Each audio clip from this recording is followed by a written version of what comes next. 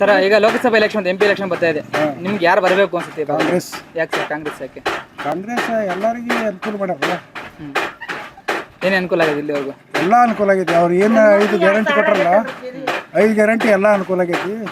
ಮತ್ತು ಎಲ್ಲರನ್ನೂ ಸಮ ನೋಡ್ತಾರೆ. ಅವ್ರು ಭೇದ ಭಾವ ಇಲ್ಲ ಐತಿ. ಹೇಳ್ರಿ ನೀವು ಐತೇನು?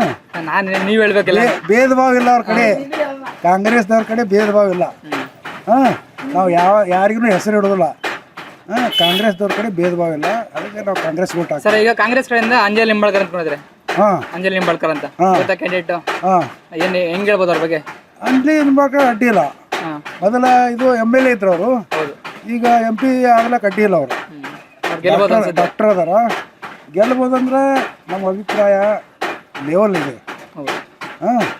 ಕಾಂಪಿಟೇಷನ್ ಇದೆ, ಲೆವೆಲ್ ಇದೆ. ಮತ್ತು ಏನು ಹೆಂಗೆ ಹೇಳ್ತದೆ ಹೇಳಕ್ಕೆ ಬರೋದು.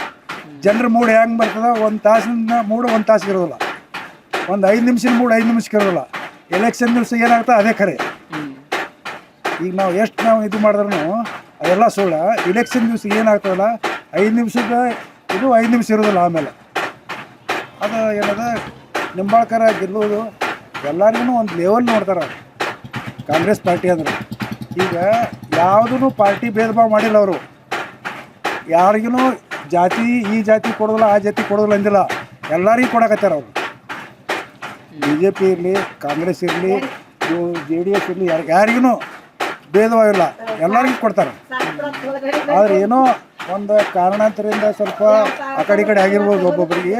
ಎಲ್ಲರಿಗೂ ಬರಕತ್ತಾರೆ.